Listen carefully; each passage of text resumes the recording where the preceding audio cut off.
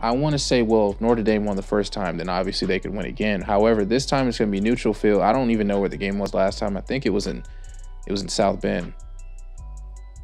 I don't know. I may be wrong. But Notre Dame, after years and years of going to the playoff, getting absolutely throttled and, playing in big games and getting throttled. They played Georgia, twice in the last few years, getting throttled. Once with Ian Book. But Notre Dame looks like the real deal this season, man. They've beaten this team once. They didn't have Trevor Lawerence, but Clemson did have a 5-star quarterback who is going to start next season, who threw like 300 yards and 5 touchdowns. So I'm like, well, Trevor Lawerence would have honestly put up the same numbers. It's not like the last time these two teams played, the quarterback was bad. I mean, the last time these two teams played, there was no defense. And a lot of people have been saying, Notre Dame has one of the top defenses in the nation, but me and you stated, I'm talking a while ago, that defense just doesn't win championships anymore. So whose offense is going to show up? Whose offense is going to be, who's going to dominate for 4 straight quarters, 60 minutes? Whose offense can pull this off? I was going to go with the entertainment value and pick the other team, but I think it's a clear, obvious choice right here. I mean, this team wants revenge. This team is hungry. They are thirsty. They haven't clear, obvious choice. I think Clemson is going to do it. It's neutral field. It's a neutral field. You were in South Bend. You go into what? How many overtimes was it? Was it 2 or 3? It was one of them. Either way, it doesn't matter. It went to overtime. You went to overtime at home, and you won. Congratulations, Notre Dame. But come on, man. DJ wasn't Jake Fromm. He can't go to South Bend and win as a freshman. Come on, man. You needed Trevor Lawerence. No, I'm just kidding. It was all jokes. But no, seriously, Clemson. Clemson. I'm taking Clemson. I mean, it's just I feel like they're going to be hungry for this. I mean, they want to defend their ACC dominance. I will say one thing Notre Dame did really well last time these two teams played is they stopped the run. They stopped a run. They stopped Travis ET. Yeah. ET had 18 carries for 28 yards. He had 1 touchdown, but 18 carries for 26 yards. So that's something they got to be able to do. Plus that touchdown was only a 3-yard run. So it was a red zone touchdown. So they've got to do that again, but you got to find a way to make Trevor Lawerence uncomfortable. We've seen Trevor Lawerence lose football games, and we've seen why he's lost those football games. You can just look at him on the sideline. I mean, we've only seen him lose, a few, but it's like you got to look at what Ohio State did. I mean, Ohio State lost themselves that game in the playoffs. So just you can look at those 2 games. I mean, you can look at this past performance from Notre Dame yourself. I mean, you just rinse and repeat that, and I feel like you could beat Clemson. But again, I'm gonna say it again: Clemson, they're coming prepared this time. They are definitely not gonna lose. They're gonna. Okay, look, I'm not trying to compare everything to Georgia, but Georgia had the same incident with Auburn, 2017.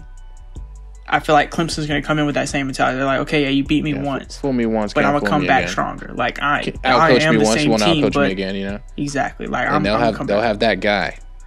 Exactly. That guy, Trevor Lawerence. We're going to go detail on him on the quarterback rankings. T-Law. We're going to need... Ian Book's a little underrated. I think it's about time we say that. Ian Book's pretty underrated, okay? When he faced Georgia, what was it? Was it last season?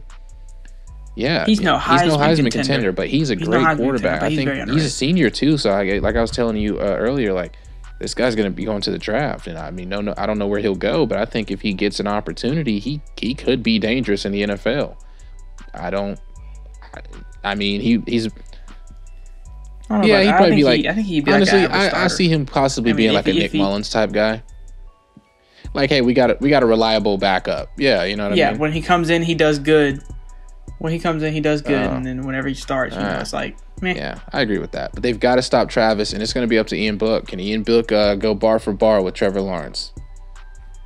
We're going to find out. But we talking about...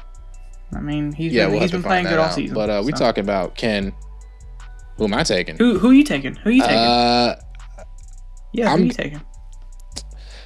You got you coming out. I'm gonna side with you. And I'm going to go Clemson. I think Clemson pulls this off. I think Trevor Lawerence is just going to come with a vengeance. I don't think Notre Dame has really lost a step since these two teams have last played. As a matter of fact, I think Notre Dame has gotten better. But I think Clemson is going to be prepared this time. They've got their guy. They got that man. They've got that man. Sunshine. Sunshine is back. He's going to be playing. Prospect. Name Sunshine so from I think that's something you got to look at. Come on now. I think Clemson will pull it off. However, I think Notre Dame. I'm not going to say Notre Dame doesn't have a shot, but I honestly, what's making me side with Clemson is Dabo Swinney. No, yeah, 100%. You know what I mean? Like obviously in the NCAA, it usually comes down to coaching who can game plan the best in the NCAA, and I think Dabo is a top 3 coach in the NCAA. So I'm going to side with Dabo and the Clemson Tigers. I think it'll be a close game though, or maybe not. I don't know. Yeah, I sense a blowout. I don't know because that Georgia game, Auburn 2017, like I compared it to, it was like it.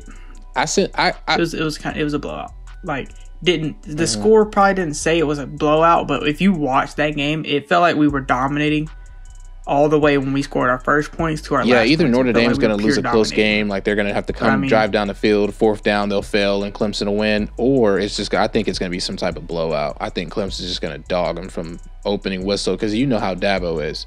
Dabo usually backs up his talk, so it's a scary sight. I'll say right now, if Clemson doesn't win by 17 or more, they're going to win by 3. Okay. I'll give you that. But the last thing there's two things you don't want to see in college football. One of those is a upset Nick Saban, and one of those is when Dabo's talking to the media and he's just speaking facts. You know what I'm saying? He's trying to prove a point. You don't want to see that guy either. I don't know. Sometimes he be talking a while, but let's not forget what he did to Bama. I'll let you 2 years ago, national championship on a national stage.